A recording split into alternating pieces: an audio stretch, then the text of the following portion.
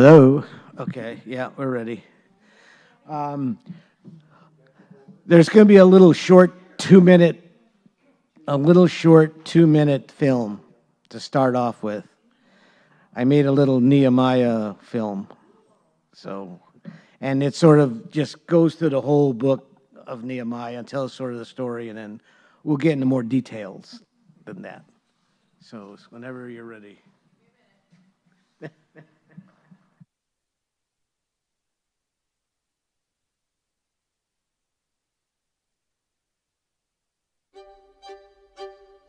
Nehemiah. Nehemiah heard from his brother that Jerusalem was in distress. The walls and the gates were broken.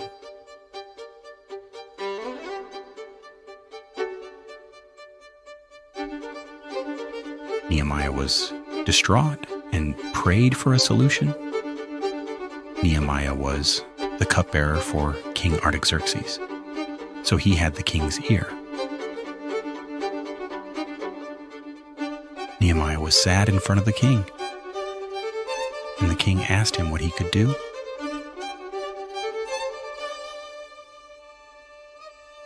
The king sent Nehemiah as governor of Jerusalem with money and an escort to Jerusalem.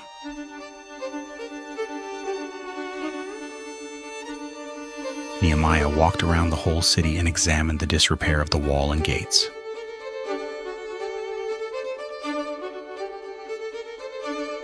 Nehemiah then spoke with the city elders. They agreed to help.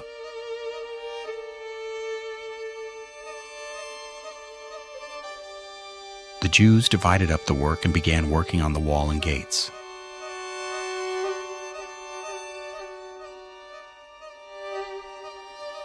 The leaders of foreign countries like Sanballat and Tobiah tried to discourage the Jews.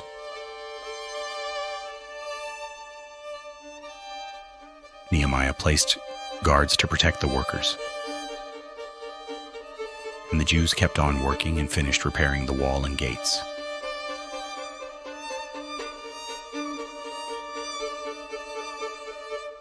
Finally, the walls and gates were finished.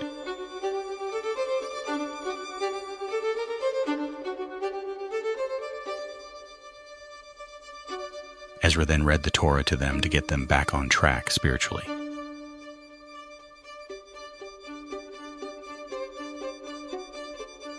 Nehemiah saw what the Lord had accomplished and smiled.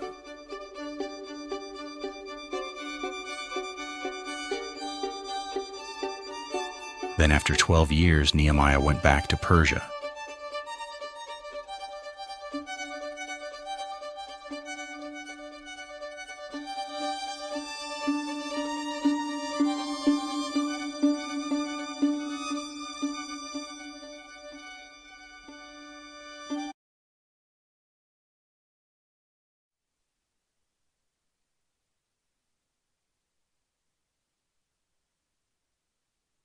The whole book of Nehemiah. And so now we'll get into a little more detail. Well, Nehemiah was a cupbearer. We know that. The king sent him to be the governor of Jerusalem. And for 12 years, that was his time limit, was 12 years. And so the wall was built, and then the gates were built, and then he went back to Persia. So that's more or less what happened. Now, in chapter 3, there's a lot of names, and so-and-so built this wall, so-and-so built this wall, so-and-so built this gate. And so I'm not going to name all the things, or else I'm going to be sounding like Elmer Fudd up here or something.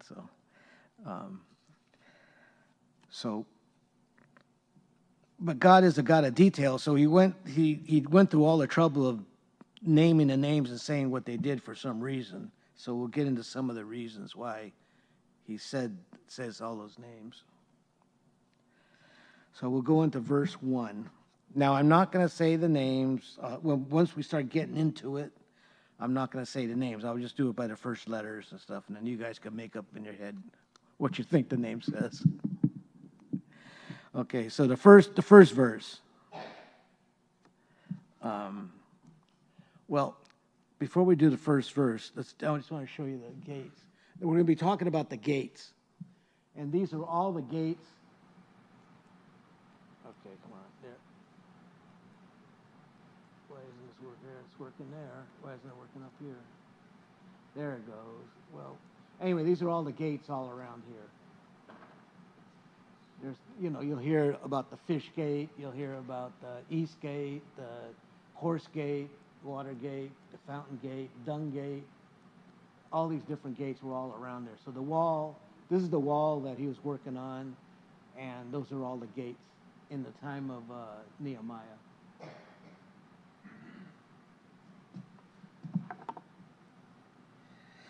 So verse 1, chapter 3, verse 1. Then Eliashib, the high priest, rose up with his brethren, the priest, and built the sheep gate. They consecrated it and hung its doors. They built as far as the Tower of the 100 and consecrated it, then as far as the Tower of Hanel. So it started at the top. The high priests were the first ones with a trowel. They're the ones that went out there first and started working on it. And so real leadership isn't above work. There's a lot of people that once they get into leadership, they figure they're not going to, all they do is just lead. They don't have to do nothing. So, but a good leader will come among the troops every once in a while, check on them, and then also, help out when he can. Okay, the first gate is the sheep gate, and this gate was where the sacrificial lambs were brought in. It's the only gate out of all the gates that doesn't have bolts and bars. And because it's the way of the lamb is always open. It's always open for everybody. The Tower of 100 and Hananel protected the northern flank. You start with the altar and you protect it with grace. So this is the first ones that went up when the high priest did this. Okay, verse 2. Next came, Elishab, the men of the Jericho built. And next to them, Z, the son of I, built. These guys were from Jericho. And so they traveled miles to build a wall for the city. And they didn't even live in the city, but they helped build the walls for the city. Because they understood the health of the capital affected the whole nation.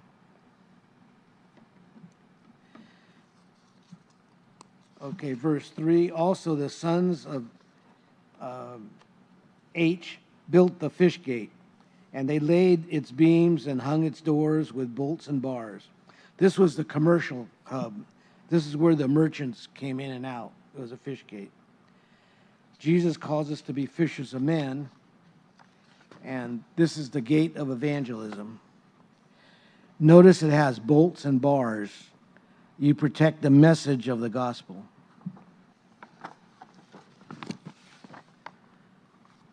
Okay, verse 4. And next to them, M, the son of U, the son of K, made repairs. Next to them, Meshullam, the son of B, the son of M, made repairs. Next to them, Z, the son of B, made repairs. Now, Meshullam, he's in 3 verses in this thing. He finished his job, and then he said, well, where else could I help? So he helped at another gate, and then he helped at another gate, or wall. So he's mentioned in verse 6 and verse 30 again. Okay, verse 5, it says, next to them the Tekelites made repair, but their nobles did not put their necks into the work of the Lord. Okay, this is a black mark against, if in the record. The nobles, this is the white collar syndrome, where they, they're a white collar person, so they don't have to get their hands dirty. So they thought they were too big to work.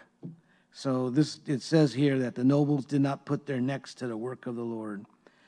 So you should never be too noble, too high and mighty to do work for the Lord. In the church, there's no ranks.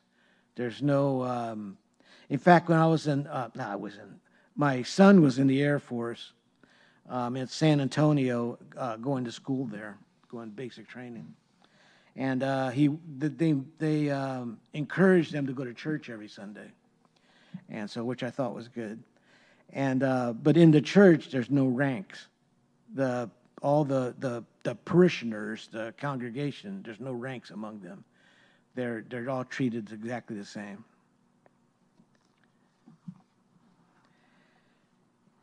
Okay, verse 6. Moreover, J, the son of P, and M, the son of B, repaired the old gate. They laid its beams and hung its doors with bolts and bars. The old gate, some things never changed. It represents the ancient path, and that's in Jeremiah 6:16. And so they just call it the old gate because that was like the original gate. Okay, verse 7. And next to them, M, of the Gibeonite, and J of the Mithronite, and the men of Gibeon and Mizpah repaired the residency of the governor of the region beyond the river. Okay, they repaired the governor's residency. That was where Nehemiah was staying. They were working in the shadow of the Persian authority, proving that you can serve God while living under secular government. So all these people were like from the different cities around Jerusalem, and they were all under Persian rule, but they still all came to help build the gate and the wall. Okay, verse 8. Next to him, U, the son of H, one of the goldsmiths, made repairs. And also next to him, H, one of the perfumers, made repairs. And they fortified Jerusalem as far as the broad wall. So these were artisans. These were people that were skilled in the fine art. One was a goldsmith, and then the other were making perfumes. And but they made repairs. They fortified the walls. They still worked with their hands, even though their hands usually did delicate work. They still got in there and started working on the gate. And so whatever your secular skill, God can use it. I was thinking of Jimmy Carter. He was he was in nuclear submarines, but he was a peanut farmer. And but he used his hands. He worked with that Habitat for Humanity, working on houses and stuff like that. Here, an ex-president was working on houses, with a hammer and everything else, and building houses for poor people, And so you could never be too high and mighty to do the Lord's work.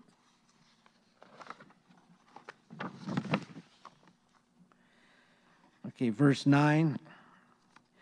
This whole chapter is just so-and-so built this wall, and so-and-so built this gate, and so-and-so built this wall. Okay, verse 9. Next to them, R, the son of H, the leader of the half district of Jerusalem, made repairs. He was a civil servant, and so even the political leaders were out there. So no one got a pass on their title. They all were working. Okay, verse 10, next to them, J, the son of H, made repairs in the front of the house, and next to him, H, the son of H, made repairs. He worked on the opposite side of his house. This is a tactical key. Everyone takes care of their section of the wall in front of their own door. The whole city would be secure. And so he took care of what was in his front porch. Our bodies are the temple of the Holy Spirit. And my front porch is getting an extension on it, so I'm going to have to cut my front porch down a little bit. Okay, verse 12. Next to him was S, the son of H, the leader of the half district. Did I just do that one? Oh, this is different. Okay, verse 12. Verse 11. M, the son of H, and H, the son of P, M, repaired the other section as well as the Tower of the Ovens. The Tower of the Ovens, that's where the bread was baked. That was an important gate. And it represents the bread of life. And you must protect the oven if you want to feed the people. Okay, verse 12. Next to him was S, the son of H, leader of half district of Jerusalem. He and his daughters made repair. So him and his daughters, it was a family thing. His daughters were working right alongside of him. All you mothers and daughters and sisters and grandmas and stuff, you have your place in the church to work. There's always something to do in the church, and so if you just do whatever's on the Lord, that the Lord lays on your heart.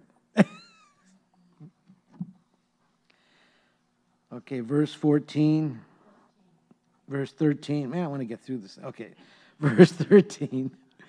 H and the inhabitants of Zonan repaired the valley gate. They built it, hung its doors with bolts and bars, and repaired 1,000 cubits of the wall as far as the refuse gate. Okay, the valley gate, this is where we learn humility. You have to go through the valley before you can reach the heights. The refuse gate, well, that was where all the garbage was thrown out. And I would imagine, well, that's near the dung gate. No, that's the next one, the dung gate. Okay, so verse 14. And M, the son of R, the leader of the district of Beth H, repaired the refuse gate. He built it and hung its doors with bolts and bars.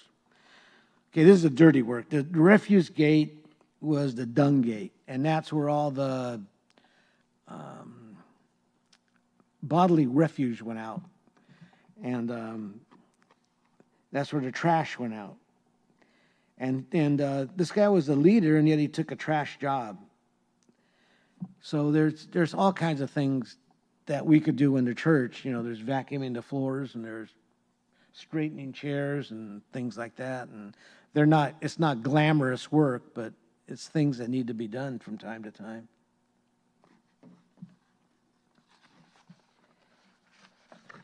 Okay, verse 15. 14 now? I did 14. I didn't? Yeah, I did. I did 14. That's with the refuse gate and the dung gate. Let's go to 15. Okay, verse 15. S, the son of CH, the leader of the district of Mizpah, repaired the fountain gate. He built it, covered it, hung its doors with its bolts and bars, repaired the wall of the pool of Shelah by the king's garden as far as the stairs that go down from the city of David. And it is the fountain gate, and that represents the Holy Spirit, the fountain gate. And that's, find that in John chapter 7, verse 38. It's right next to the king's garden.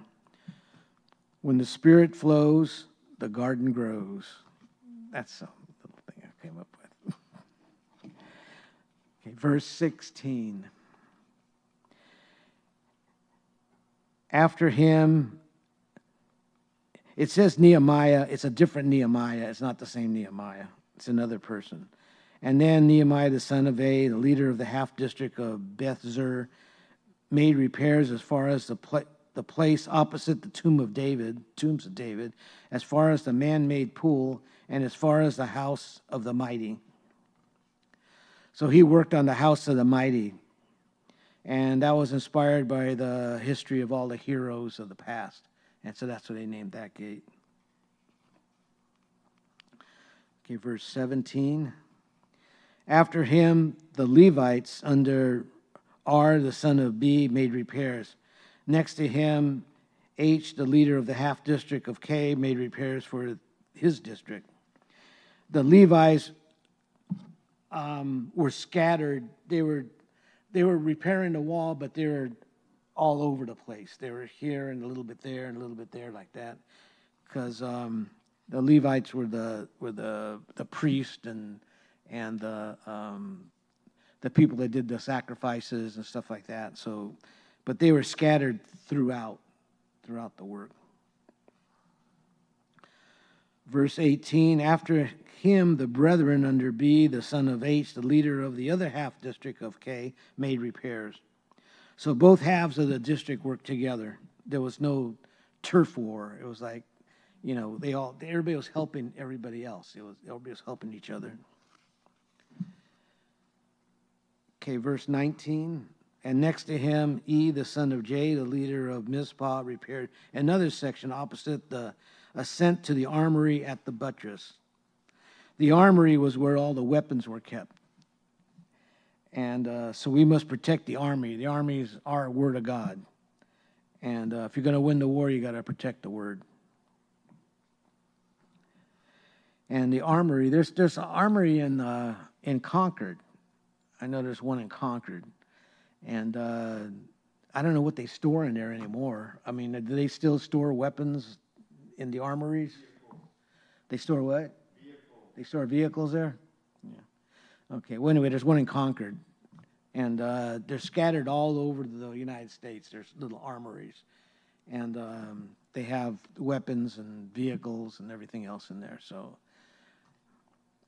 it's, I guess if things really happen, the militia could go there and break in and get their weapons too. Although in the United States, almost everybody has a weapon. So it's like, nobody's going to take over the United States. Everybody has a weapon, especially down south. I mean, they want to fight. Send me. Okay, verse 17. After him, the Levites under R, the son of B, made repairs. Next to him, H, the leader of the half district of Keilah, made repairs for his district. Okay, here's another reference to the Levites are scattered all over the place. They were sort of the spiritual glue of the laborers. Okay, verse 18. After them, their brethren under B, the son of H, the leader of the other half district of K, made repairs. So both halves worked together, and like I said before, there's no turf wars. Okay, verse 19. And next to him, E, the son of J, the leader of Mizpah, repaired another section opposite the ascent to the armory at the buttress. And so this is another one where they're protecting the armory. Okay, verse 20. After him, B, the son of Z, carefully repaired the other section from the buttress to the door to the house of Eliashib, the high priest. The buttresses were a hard part to do because they were like the corners, different corners. And the wall wasn't like a square or a rectangle. It was like jagged, all around. And so the corners were the hard parts to do. Okay, verse 21. After him, M, the son of U, the son of K, repaired another section from the door of the house of Eliashib to the end of the house of Eliashib. So this is the high priest's house, and it needed a wall. So they worked on the wall. So because the houses were against the wall, and so part of the house needed to be fixed, so that was part of the wall. And after him, the men of the plains made repair. These priests came from outside the city to help. And verse 23, after them, Benjamin and H made repairs opposite their house. After them, A, the son of M, and the son of A, made repairs by his house. So again, they're repairing the wall and the gates that are next to their houses. Okay, verse 24. After him, B, the son of H, repaired another section from the house of A to the buttress, even as far as the corner.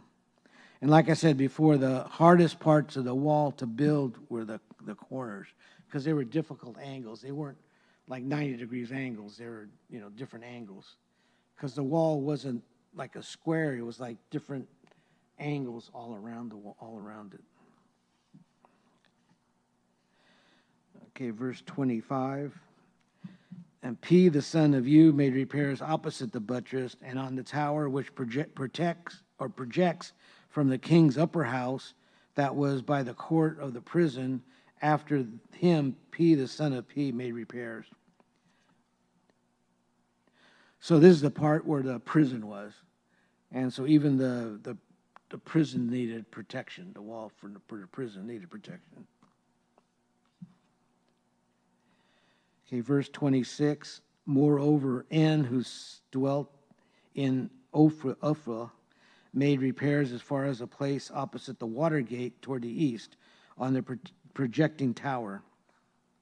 The water gate is the only gate that they didn't have to repair because the word never needs repairing. It only needs recovering. And the water gate was used a lot, so it wasn't in disrepair. Verse 27, and after them the Tickleites repaired another section next to the great projecting tower as far as the wall of Ophrah. Okay, the Tickleites, nobles wouldn't work, but the people, the people worked hard, and they even worked on a second section. So they made up for the slackers, the nobles that wouldn't work. And beyond the horse gate, the priest made repairs, each in front of his own house. The horse gate, this was the warfare. This is where the priest, this is where the priests were made ready for battle. Okay, after them, Z, the son of I, made repairs opposite his own house. After him, She, the son of S, or S, the son of S, the keeper of the east gate, made repairs. Okay, this is the east gate, which is also known as the Golden Gate. And, okay, that's the way it looks today. And it was closed in 810 by the Muslims. It was opened 1102 by the Crusaders. Then it was walled up again in 1187 by Saladin. And then the Ottomans, if you notice, you notice all these graves all through here. They started burying people there. And the reason why they buried people was because the Jews had a superstition, you're not supposed to go across that. And so the Messiah wouldn't cross the graves. And so that's why they put all the graves there. But Jesus is going to fool them. Because what Jesus is going to do is when he comes on the Mount of Olives, there's going to be a great earthquake. And he's going to split that, knock those gates down so he can walk through it. Go right into it. And the next picture will show the...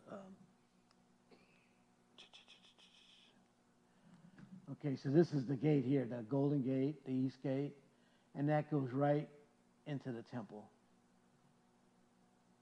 And that's what Jesus is going to do. He's going to come from the Mountain of Olives, go straight down, go through the Golden Gate, the East Gate, and go straight into the temple.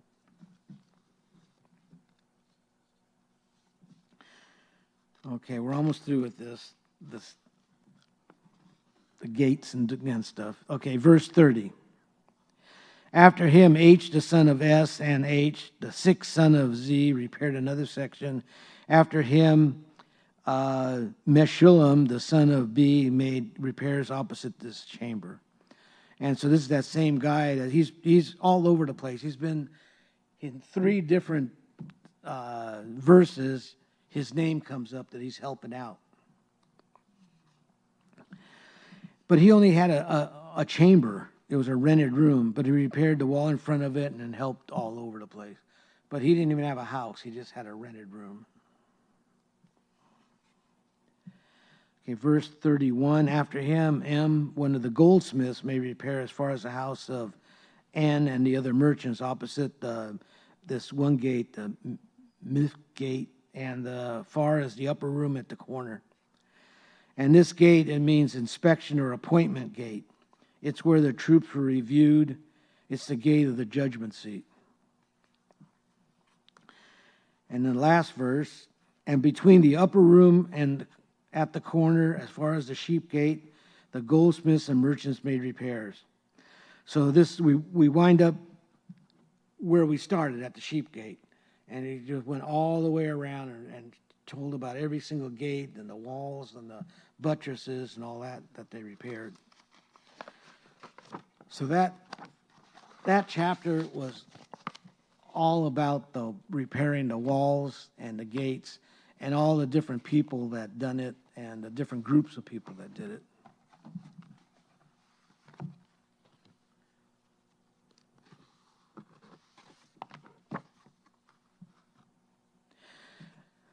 Now, when you're doing God's work, you're always going to have opposition.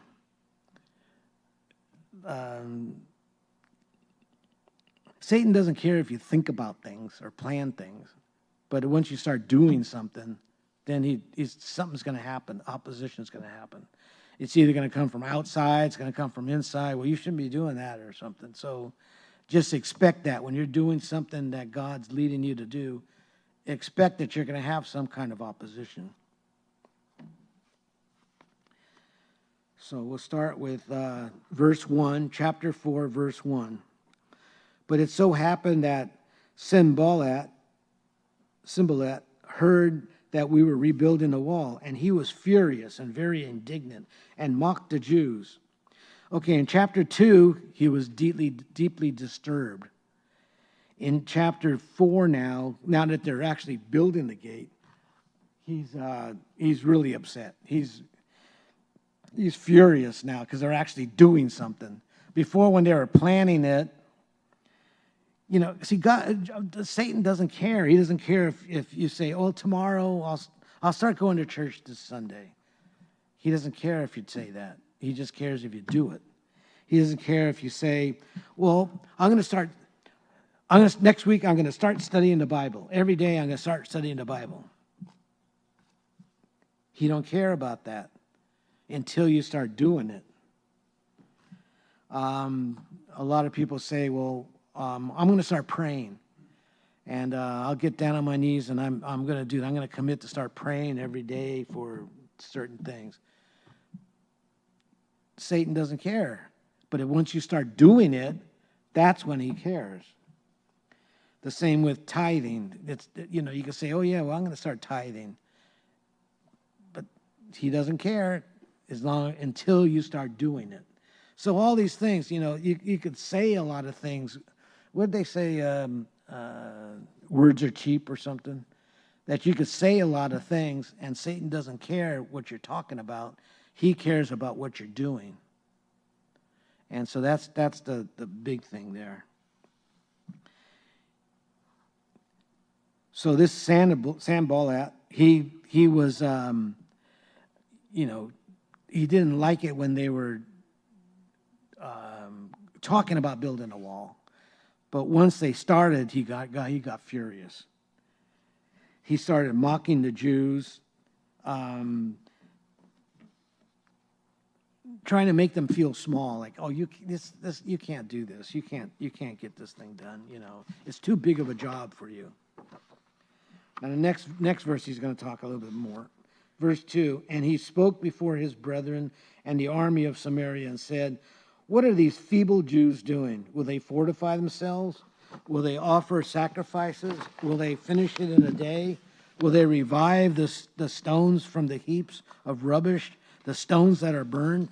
So this is assault. It's a fivefold assault. For what are these feeble Jews doing? So he's attacking their strength. Will they fortify themselves? He's attacking their security. Will they offer sacrifices? He's attacking their spirituality, mocking their dependence on God. It says, will they finish in a day? He's attacking their stamina. Will they revive the stones that are burnt? He's attacking their strategy, claiming you can't build something new out of burnt something that's burnt. So he's speaking before an army, trying to build a coalition of hate against the Jews. Now, verse 3, this is Tobiah, the Ammonite, was beside him and said, whatever they build, even if a fox goes up on it, he will break down their stone wall. So Tobiah is his sidekick in sarcasm. And he uses hyperbole. I think I got that out right. Okay. Well, see, the fox is light and agile. He says even a fox, if it climbed up on a roof, the whole roof would collapse. So you're saying they're building it so flimsy, so, don't worry about it. There'll always be a Tobiah in your life who ridicules your efforts to change your life, to change your family, to change your community. There'll be always somebody that will mock you. Like, people that get out of drugs, there'll be always somebody saying, oh, you're going to get back into it, instead of encouraging them, saying, you stick to it and you'll be okay. Or somebody that's trying to fix their marriage, or fix their family, then there's always somebody that'll say, oh, just give up, or the community. The local government is where you can make an impact. The national, okay, you have your vote, but it's out of, 100 million people that cast their vote. But locally, you could really make a difference with the people on the board or the mayor. When my brother was mayor of Concord, I had an in so I could talk to him and say, you ought to do this. There's potholes on my street. And they'd fix the potholes, maybe a month later, but there'd be somebody out there and they'd be fixing the potholes. So it was nice having my brother as the mayor, so that was fun. And it was fun for him because he got out of so many tickets in Concord because he would you go through the yellow light and it turns red, you're trying to make it. Well, he would speed through there. Cop would pull him over and he'd go, oh, Mayor Leone. So they let him go. So it had some kind of privileges. But he never took the bribes. And I said, man, there's all kinds of money out there. Because they were going to build at the Navy. The Navy was moving out. And the contractors were talking about building a college out there and building homes and building the parks and all that stuff. And so they were wooing all the board and the mayor and everybody else, trying to say, hey, but they never take the money. He never took any money, so which was good. So, and there was a lot of money too, but he never took anything. He said no. He said I'm not going to do it. So, but we teased him about it, saying, you don't take any of this graft and corruption, spread it around. But he never did. He was an honest politician. Although he was a politician. You say the sky was blue, and he goes, well, he says, maybe it's a different shades of blue. Well, maybe we'll get a committee on that and discuss how blue is the sky. Okay, let's go to verse 4. Hear, O our God, for we are despised. Turn their reproach on their own heads, and give them as plunder to the land of captivity.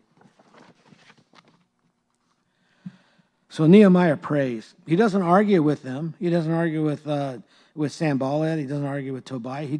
He goes straight to God and starts praying. He was a man of faith.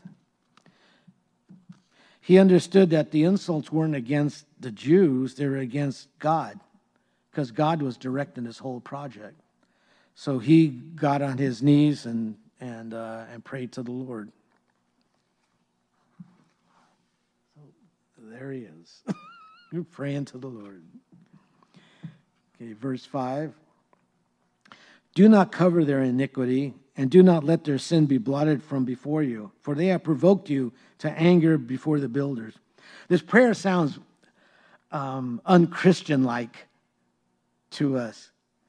It's like when what Peter and John said, pour down lightning on these people, And so that's what he's saying. He's saying, they provoked you, so why don't you do something about it? Blot them out. And so he's saying, Lord, don't ignore the breach of your program. It's your program, and they're making fun of you. On the positive, he went to the Lord and talked to the Lord, so he didn't do anything. Okay, verse 6. So we built the wall, and the entire wall was joined together to up to half its height, for the people had a mind to work. So despite all the noise and all the opposition, they reached half the height of the wall.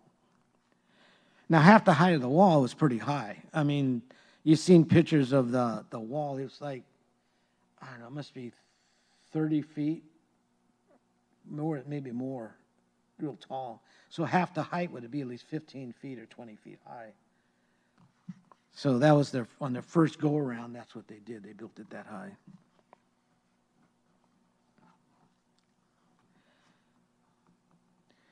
Okay, now, verse 7. Now it happened that Sanballat and Tobiah, the Arabs and the Ammonites and the Ashtites, heard about that the wall was being restored and the gaps were beginning to close.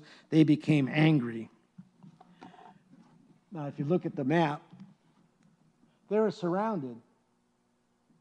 The Ammonites and the Ashtites and the Arabs and the Haronites, they're all around them. And they're becoming angry now because they had a wall. And so they said, man, so if you look at the map, they're surrounded. They're surrounded, on all four sides. And the trigger to this was that the wall was closed now. It was all completely enclosed. As long as there were gaps in it, they really didn't, they were angry about it, but they didn't do anything. But now that that the doors were closed and everything was closed up, that's when they were really angry. Okay, in verse 8 it says, and all of them conspired together to come and attack Jerusalem and create confusion.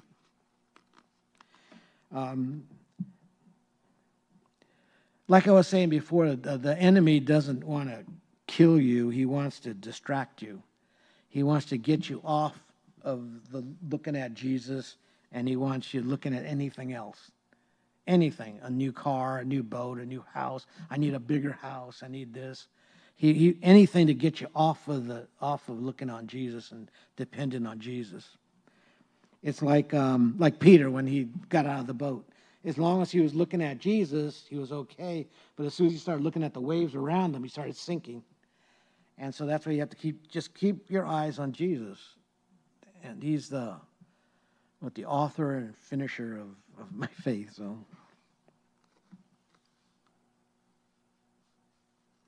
so don't let the distractions of life, the distractions distract you from church. Because a lot of things could distract you. I know, like during that the COVID thing, we had a pretty good-sized church here until COVID hit. And then when COVID hit, people started not coming to church, even though we were open the whole time. But people started not coming to church. Well, you get into a habit of not going to church, and then Sunday's my day to relax, and you just don't bother going to church. And so that's what happened. People just started drifting away and not going to church. So, which is sad. But I think the COVID was Satan's tool because there was no reason to do what they did. There was no reason to close down all the stores and the schools and the places of business. A lot of businesses ran out of business. They went out of business because they couldn't, keep up. They couldn't survive. And it happened all over the world. So, it wasn't I don't know. To me, it was Satan's tool. And churches all over lost people. And even some pastors wound up in jail. Especially in Canada, they hauled off at least 3 before holding church while the COVID thing was going on. And in fact, I think they tried to do that. Well, in San Jose, I think they still have a lawsuit going on at San Jose Calvary. And it's $3 million, I think. And they still have the lawsuit. The lawsuit still never was taken away. And then it was at John MacArthur Church. He got into a lot of trouble too. But the thing that was good about John MacArthur's church was that he had a lot of officials that were in the church, and so they sort of helped him and defended him on that, so which was good. Anyway, the bottom line is don't let distractions keep you away from church, keep you away from the body, keep you away from doing what Jesus wants you to do. Okay, verse 8. And all of them conspired together to come and attack Jerusalem and create confusion. I already did that. Verse 9. Nevertheless, we made our prayer to our God, and because of them, we set a watch against them day and night. So what they did was they prayed about it and they took precautions. So we don't just pray and hope for the best. We pray and set a watch. You have your faith in the clouds, but your feet on the ground. And that reminded me of a story of that. I'm sure you've heard this story before about the man that was on a rooftop and during a flood, and the whole river was flooding and the water was rising. So he was praying. He was on a rooftop praying, Lord, please help me get it off this roof. And a guy in a rowboat came by, said, hey, come on down. And he said, no. He says, I'm waiting on the Lord. I'm praying for the Lord. Lord's going to do something. So the water kept going up a little higher, and then a motorboat came by. And he says, hey, come on down here. I'll save you. I'll get you off of this thing. We'll get back to shore. He goes, no, I'm praying. I'm waiting for the Lord.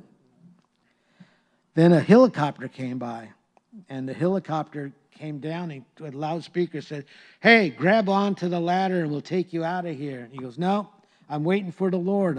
I'm having patience. I'm asking God to help me. Well, anyway, the flood water God came up and it went way over his house and he died. And he went to heaven and he asked God, he says, I trusted you. He says, I prayed and prayed and prayed for you to save me. He says, why didn't you save me? So God told him, he says, I sent you a rowboat, I sent you a motorboat, I sent you a helicopter. He says, what more do you expect? So anyway.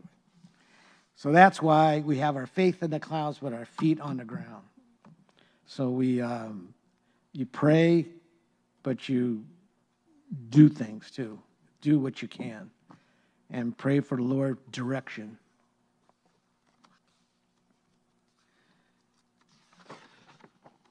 Okay, the next verse.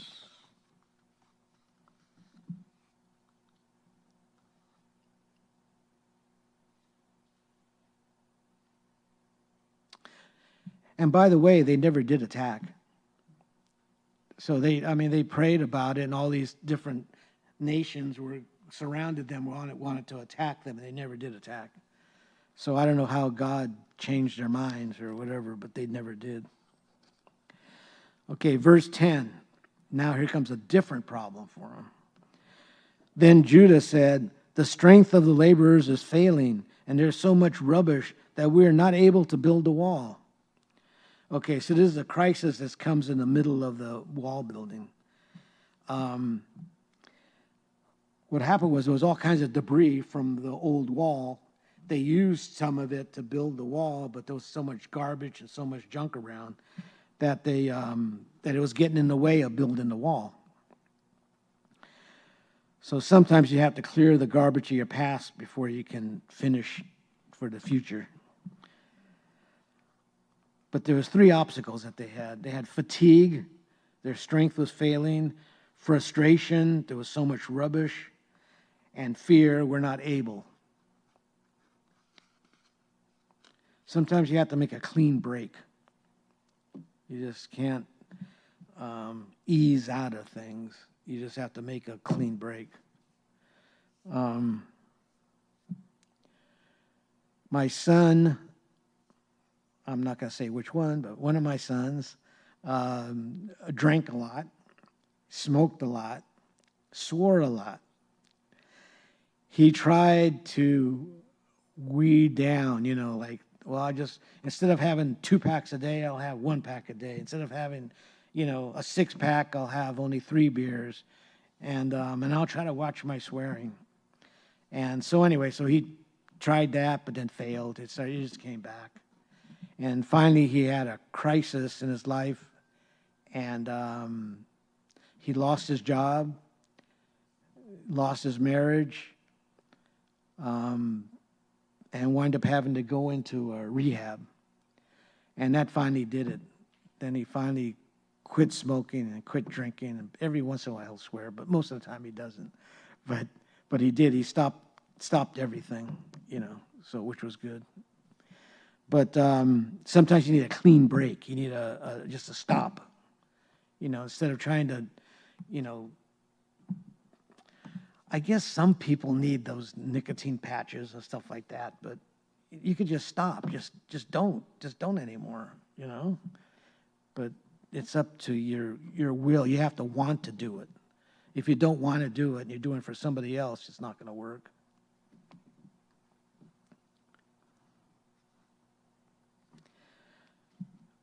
When I was a teenager, my friends in the neighborhood, we would, drink. I drank wine one time and I threw up and I said, I'm not doing this no more.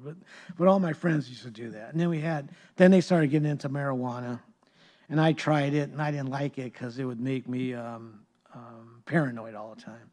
So I didn't like that either. But anyway, so all my friends, they were all smoking marijuana. Then they started getting into speed, crank, and then I got drafted. And then when I came back out of the Army, they were shooting themselves up with heroin.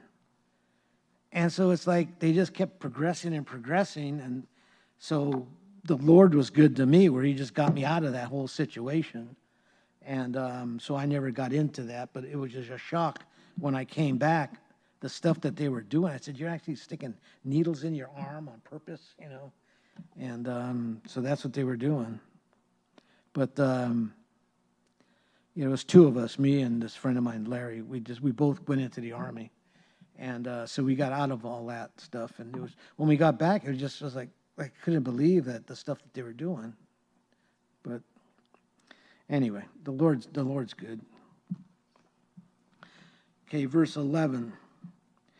And our adversary said, they will neither know nor see anything till we come into their midst and kill them and cause their work to cease. So this is a stealth tactic. This is terrorism, saying they won't see us coming, so they're going to sneak in there, surprise attack, and they're going to keep everybody in a state of anxiety.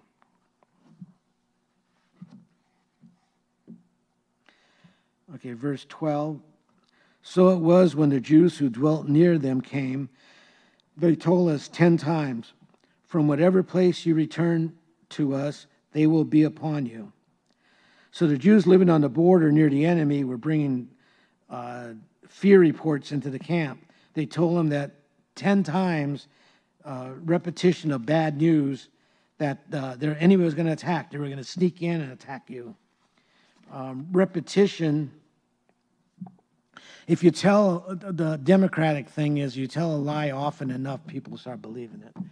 And that's what they do. That's how they sully people's personage. They tell a lie about a person. They keep telling it, and then the guy tries to defend himself, but the people believe the lie because they said it so much. And they have ends to all the media, the newspapers, television, radio, and everything else. And so they hear it from all different places, and they start believing it. As Trump says, fake news, fake news.